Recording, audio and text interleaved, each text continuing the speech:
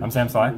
And I'm Bobby Yursovich. I'm Quinn Jarecki. And this is Lab 380A, Section F, and this is Lab 7, Interference. And our lab TA is Ian Arnold. Our first setup sought to replicate Young's double slit experiment.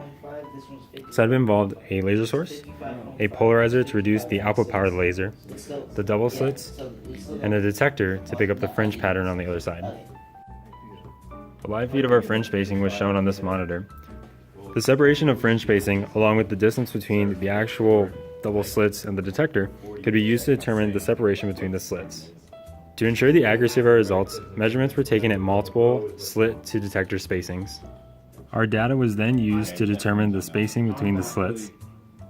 We found the slit spacing to be 227 microns for our first test and 252 microns for our second test. This is in line with the 250 micron label on the actual slit. Errors were accounted for using the equation in the bottom right. Experiment 2 is looking at 2-point interferences and comparing the fringe spacing with different frequencies. We are using the wave tank to do this experiment. The first part of this experiment was comparing different frequencies which created different fringe spacing patterns within phase dippers.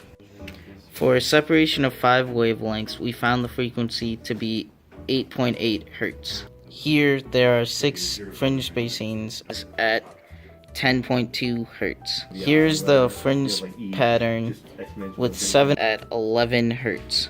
The fringe lines seen here are consistent with the hyperbolic interference lines seen in class.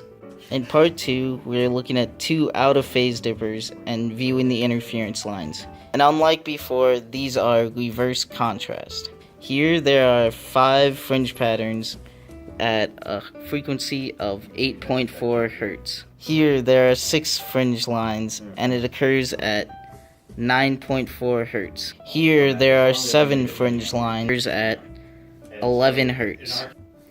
Here we have Lloyd's mirror experiment, where a laser is shown through a pinhole and part of the wavefront is reflected off of this mirror, which projects interference patterns onto our detector.